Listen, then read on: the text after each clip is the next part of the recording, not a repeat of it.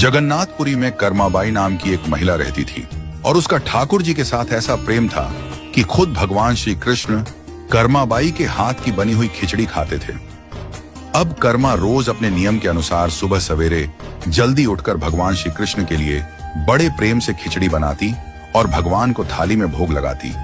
कुछ देर में भगवान खिचड़ी खा लेते और थाली साफ हो जाती। इसके बाद कर्मा अपने स्नान ध्यान आदि नित्य कर्मों में लग जाती और इसी प्रकार यह क्रम निरंतर चलता रहा। एक दिन भगवान श्री कृष्ण को भोग लगाने के बाद एक छोटा सा बालक कर्माबाई के पास आया और उनसे बोला, माँ कुछ खाने को है, बड़ी भूख लगी है। कर्माबाई ने कहा, हाँ बेटा, मैंने अभी अभी खिचड़ी बनाई है, आजा बैठ जा, तू भी खिचड़ी खा ले। यह कहकर कर्माबाई ने बड़े प्यार से उस बालक को खिचड़ी परोसी और बालक ने भी बड़े ही चाव से खिचड़ी खाई। उस बालक के रूप में स्वयं भगवान जगन्नाथ कर्माबाई के हाथ से बनी खिचड़ी खाने साक्षात पधारे थे। बालक ने जल्दी से खिचड़ी खा ली और उनसे कहा, माँ खिचड़ी बहुत अच्छा बनी है, मैं कल भी खिचड़ी खाने आ जाऊं? कर्माबाई ने कहा, कल क्या बेटा, मैं तेरे लिए रोज खिचड़ी बनाकर रखूंगी, तू रोज खिचड़ी खाने आ जाया कर। बालक ने कहा, ठीक है माँ। अगले दिन से वह बालक रोज सुबह सवेरे कर्माबाई के पास खिचड़ी खाने आने लगा। कर्माबाई भी रोज अपने नियम से सुबह सवेरे जल्दी उठकर भगवान श्री कृष्ण के लिए खिचड़ी बनाती और भगवान के सामने थाली रखती। फिर भगवान खिचड़ी का भोग लगाते और उसके कुछ ही देर बाद वह बालक आ जाता। फिर कर्माबाई उसे भी बड़े प्रेम से खिचड़ी खिलाती। एक दिन कर्माबाई की कुटिया के पास एक साधु आया। बातों ही बातों में उसे पता चला कि कर्माबाई बिना स्नान ध्यान किए भगवान श्री कृष्ण के लिए खिचड़ी बनाती है और भोग लगाती है। उसने कर्माबाई से कहा, स्नान किए बिना भगवान की पूजा करने और भोग लगाने से पाप लगता है। इसलिए उसने कर्माबाई को स्नान करके पूरे विधि विधान से पूजा करके भोग लगाने को कहा। साधु से ऐसा सुनकर भोली भाली कर्मा अगले दिन से सुबह जल्दी उठकर स्नान करके खिचड़ी बनाने लगी और विधि विधान से पूजा करके भोग लगाने लगी।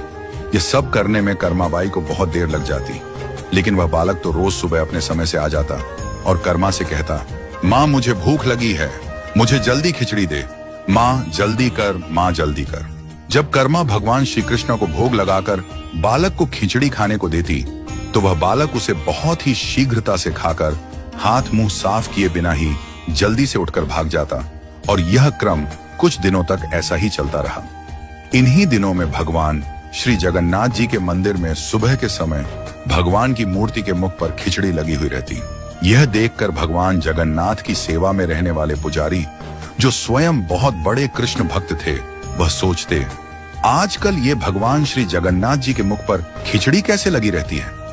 हम तो इन्हें खिचड़ी का भोग नहीं लगाते, तो फिर यह खिचड़ी कहां से आती है? कुछ दिनों तक लगातार भगवान श्री जगन्नाथ जी के मुख पर खिचड़ी लगी देखने पर पुजारी इसे भगवान की लीला मानते हैं और समझ जाते हैं कि भगवान रोज कहीं से खिचड़ी खाकर आते हैं।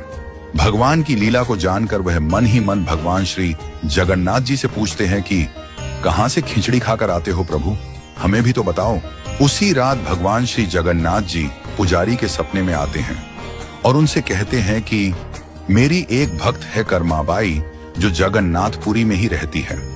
वह रोज सुबह सवेरे मेरे लिए बाजरे की खिचड़ी बनाती है और बड़े प्रेम से मुझे भोग लगाती है और मैं भी रोज सुबह जल्दी कर्माबाई के पास खिचड़ी खाने जाता हूँ। मुझे उसके हाथ की बनी खिचड़ी बहुत पसंद है।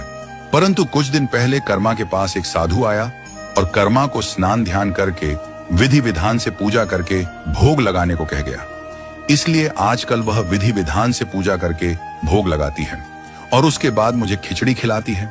ये सब काम करने में उसे बहुत देर लग जाती है और मुझे खिचड़ी के लिए इंतजार करना पड़ता है और भूख का कष्ट भी सहन करना पड़ता है। जब तक मैं खिचड़ी खाता हूँ तब तक यहाँ मंदिर में भक्तगण आने लगते हैं। इसलिए आजकल मुझे खिचड़ी खाकर मुंह हाथ धोए बिना ही जूठे मुंह ही उठकर भागकर यहाँ आना पड़ता है। यह क्रम कई वर्षों तक चलता रहा और एक दिन कर्माबाई इस संसार चक्र को छोड़कर प्रभु के धाम चली गई। उस दिन जगन्नाथपुरी के मंदिर में भगवान श्री जगन्नाथ जी के श्री विग्रह के नयनों से अश्रु निकल रहे थे। यह देखकर मंदिर के सभी पुजारी और जगन्नाथपुरी के राजा भी मंदिर में उपस्थित हो गए और प्रभु से विनती करने लगे कि हे प्रभु, क्या हमसे कोई भूल या अपराध हुआ है? जिसके कारण जगत के पालनहार की आंखों से आंसू निकल रहे हैं। उसी दिन रात में पुजारी जी और जगन्नाथपुरी के राजा के स्वप्न में भगवान श्री जगन्नाथ जी ने कहा कि आज मां कर्माबाई इस लोक से विदा हो गई और मुझ में विलीन हो गई, परंतु अब मुझे रोज सुबह सवेरे बाजरे की खिचड़ी कौन खिलाएगा। अगले दिन जगन्नाथपुरी के राजा ने मंदिर के सभी पुजारियों और संतों से राय ली और यह आदेश जारी किया कि आज से भगवान श्री जगन्नाथ जी को सुबह सवेरे सबसे पहले मां कर्माबाई के नाम से बाजरे की खिचड़ी का भोग लगाया जाएगा, जिससे भगवान को मां कर्माबाई की कमी कभी महसूस न हो।